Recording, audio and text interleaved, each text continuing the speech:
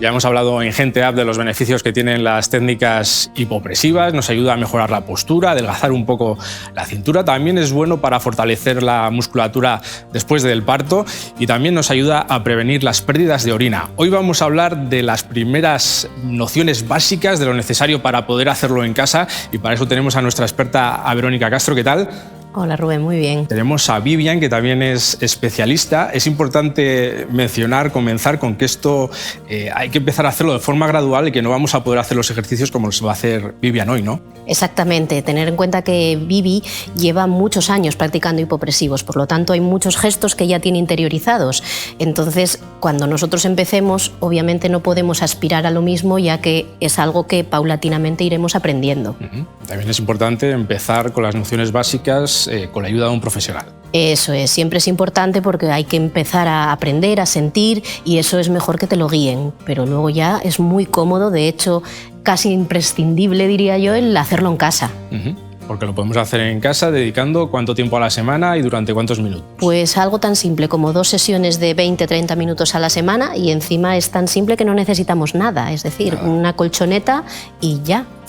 Bien, vamos a ver qué es lo primero que tenemos que hacer si queremos hacer los ejercicios en casa. Bien, pues el hipopresivo se divide en, como ya habíamos hablado, en 2 partes importantes. La primera, que es la que vamos a ver ahora, es la postura. La postura tiene 4 pautas básicas que voy a ir marcando sobre Vivi para que se vean, para que se entiendan. La primera es crecer, es decir, alargamos toda la columna hacia el techo.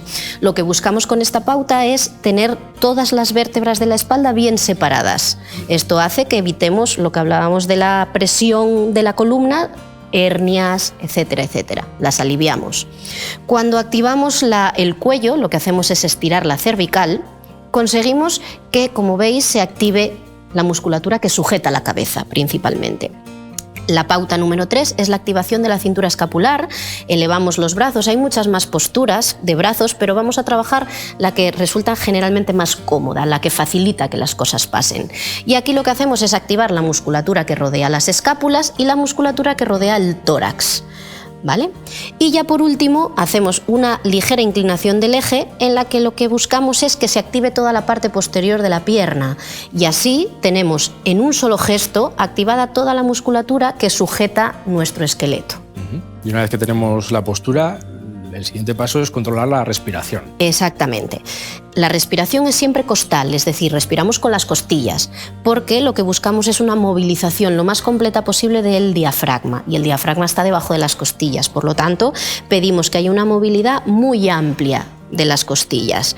Como vemos aquí, se abre muchísimo al inspirar y vuelven a su sitio durante la exhalación. Además de esto, tenemos que añadir lo que llamamos vacuum abdominal, que es un vacío completo de aire, porque al exhalar el diafragma sube. Así conseguimos que esté muy alto y una vez que todo el aire esté fuera pedimos una apertura costal y una elevación todavía más grande del diafragma.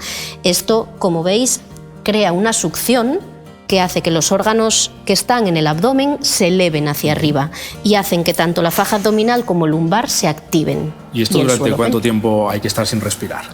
Cada persona tiene su límite, es algo que no nos obsesiona demasiado porque lo que nos obsesiona es que la técnica sea buena. Somos partidarios del poco y bien más que el mucho y mal. Entonces lo que buscamos es que el hipopresivo, la fase de apnea, de no respiración, sea la que cada persona pueda aguantar sin tener que desmontar todo lo demás por aguantar un segundo más. Eso no sería muy importante.